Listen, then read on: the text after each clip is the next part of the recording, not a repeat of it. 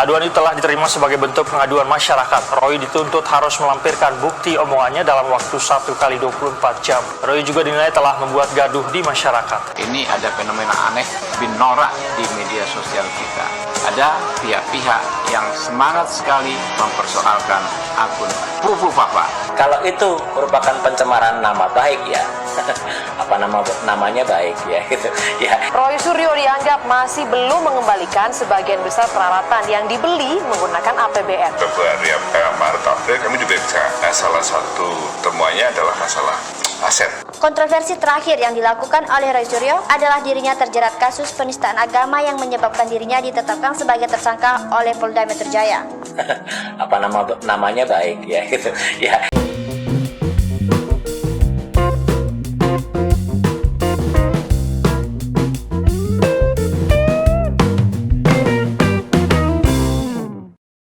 Assalamualaikum warahmatullahi wabarakatuh. Shalom, Om Swastiastu, Namo Buddhaya, salam kebajikan, salam sejahtera bagi kita semua. Rahayu Rahayu.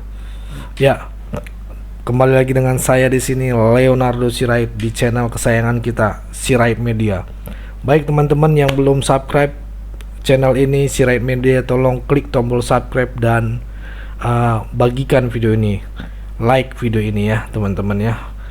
Oke, kali ini kita akan membahas tentang informasi menarik dari seorang Roy Suryo gitu ya teman-teman ya. Setelah dia dilaporkan ke polisi oleh pasukan bawah tanah Jokowi ya. Pasukan bawah tanah Jokowi lah ya. Karena nggak tahu juga siapa yang ini. Karena kita tahu Pak Jokowi juga ya udahlah nggak usah.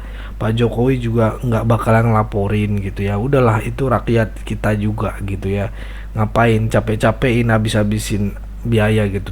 Makanya saya bilang pasukan bawah tanah Jokowi aja ya. Secara mengejutkan Roy Suryo ini muncul gitu ya dan membuat tayangan video di mana dia tertawa ketika mendapatkan laporan tentang dirinya gitu ya. Roy Suryo juga melakukan protes jika dirinya dituduh mencemarkan nama baik dari Gibran. Dan Roy Suryo balik bertanya, apakah namanya baik gitu ya. Tentu yang dimaksud Roy Suryo adalah itu Gibran gitu ya. Feeling saya itu ya, pandangan saya boleh dong, opini saya gitu ya. Saya rasa Roy Suryo orang yang tidak tahu malu menurut saya ya teman-teman. Mengucapkan hal tersebut dilihat dari kontroversinya, seperti ia disebut belum mengembalikan aset negara waktu menjabat menjadi Kemenpora gitu. Aduh. Kasus lupa ya Jokowi yang akhirnya dia dijebloskan, dia dipenjara selama kalau nggak salah berapa ya, 9 bulan kalau nggak salah, dan masih banyak lagi gitu ya teman-teman ya. Secara fakta seharusnya nama Roy Suryo yang tidak baik di mata publik, bukan Gibran. Itu teman-teman ya. Toh jika akun Fufu Fafa belum terbukti milik Gibran ya, udah jelas itu nggak bisa dia membuktikannya. Dan mengecam keras perlakuan Roy Suryo ini ya, yang dianggap sangat norak menurut saya dan dianggap mengadu domba gitu ya. Untuk lebih detailnya biar lebih jelas teman-teman, sebenarnya lebih enak gitu biar absolut gitu ya, mari kita simak dulu video berikut ini. Kemarin di Jakarta saya mendengar dari teman-teman media bahwa ada pelaporan yang dilakukan oleh sebuah kelompok yang namanya pasukan bau tanah. Saya lebih senang menyebutnya pasukan bau tanah ya gitu. Karena kalau pasukan bawah tanah seperti namanya, bawah tanah kok muncul di atas tanah, ini udah nggak konsisten ya. Bau tanah aja deh, karena memang sudah mendekati bau tanah itu. Ya itu, dan mereka melaporkan kayak ya ke Bareskrim, katanya saya melakukan penghinaan terhadap lambang negara. Ini lagi, ini nggak suka baca buku nih ya, seperti yang dibela ya, sejak kecil sukanya baca komik aja ya. Yang namanya lambang negara menurut Undang-Undang Dasar 1945 pasal 36A itu adalah burung Garuda Pancasila dengan Bhinneka Tunggal Ika di bawahnya. Itu lambang negara ya, atau sesuai dengan Undang-Undang tentang bendera, bahasa, lambang negara dan lambang kebangsaan. Kalau yang dimaksud itu maunya adalah tokoh yang disebut-sebut itu adalah GRR ya, itu pun belum jadi simbol negara, belum dilatih ya.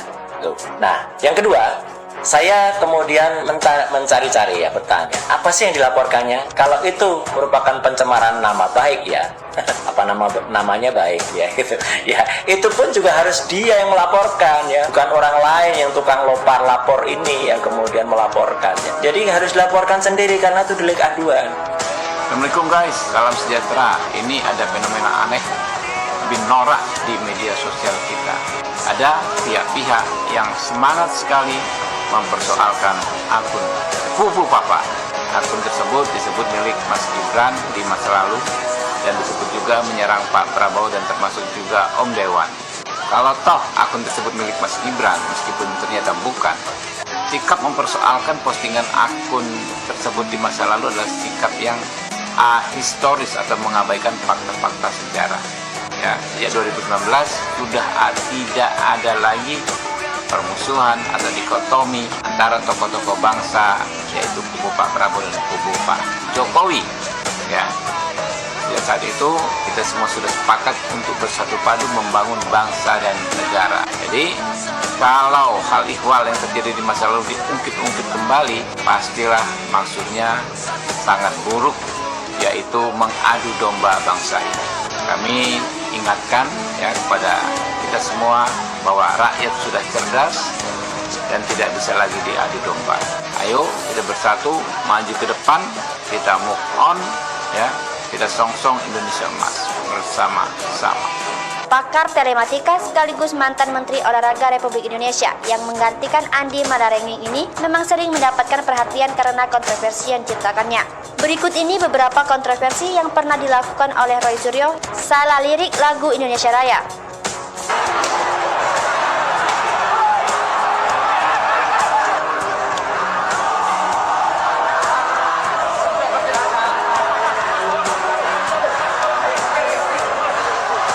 Pada Agustus 2013, Roy Suryo menonton pertandingan di Stadion Maguwo, Sleman, Yogyakarta.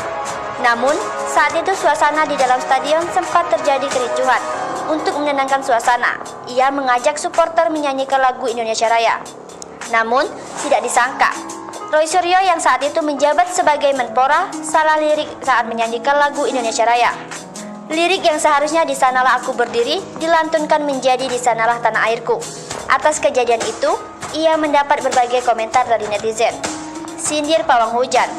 Di akun sosial media Twitternya, Roy Suryo ikut mengomentari aksi pawang hujan di gelaran MotoGP, yakni Rara Istiati Wulandari yang sedang melakukan ritual untuk menghentikan hujan. Mantan Menpora ini ikut nimbrung dengan menuliskan cuitan yang berisi, "Ini juga lucu, lebih dirasakan rakyat.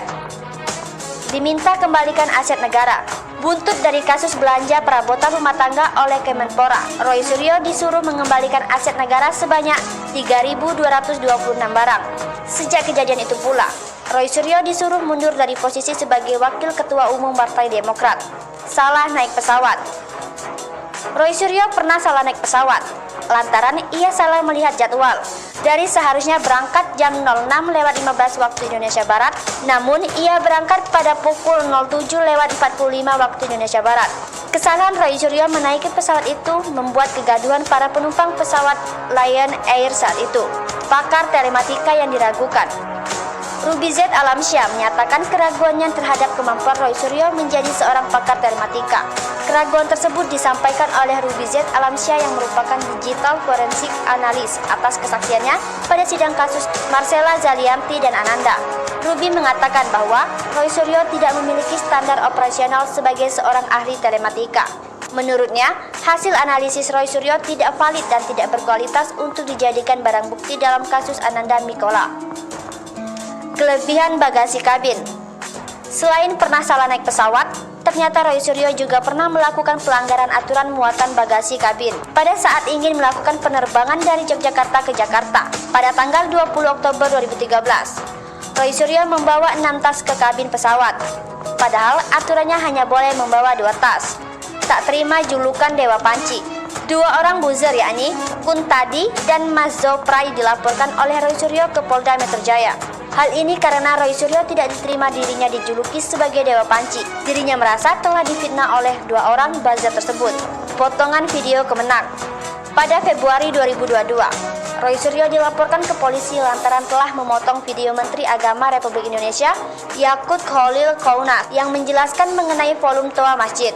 Akibat perbuatannya itu, mantan Menpora ini dilaporkan ke pihak berwajib oleh beberapa elemen masyarakat atas tuduhan membuat kegaduhan di masyarakat. Penistaan agama. Kontroversi terakhir yang dilakukan oleh Roy Suryo adalah dirinya terjerat kasus penistaan agama yang menyebabkan dirinya ditetapkan sebagai tersangka oleh Polda Metro Jaya. Roy Suryo dilaporkan oleh perwakilan umat Buddha atas unggahan meme stupa Candi Borobudur yang diunggahnya melalui sosial media pribadi miliknya. Oke, cukup teman-teman, segitu dulu ya teman-teman. Berikan tanggapan kalian teman-teman ya. Yang menonton video ini boleh berikan pandangan kalian karena kolom komentar sudah saya buka ya. Jadi jangan malu-malu untuk berikan komentar kalian tentang pandangan video yang sudah kita saksikan tadi di atas ya teman-teman ya. Ayo ramaikan komentar, mana tahu ininya tim suksesnya dari Roy Suryo menonton ya kan, dan membaca komentar-komentar kalian. Jangan malu-malu, ayo kita ramaikan kolom komentar. Itu aja teman-teman dari saya, pesan saya teman-teman, pokoknya tetap jaga persatuan Indonesia, jangan mau dipecah belah, jangan mau diadu domba karena NKRI harga mati. Saya Leonardo Sirait, mohon undur diri. Bye bye.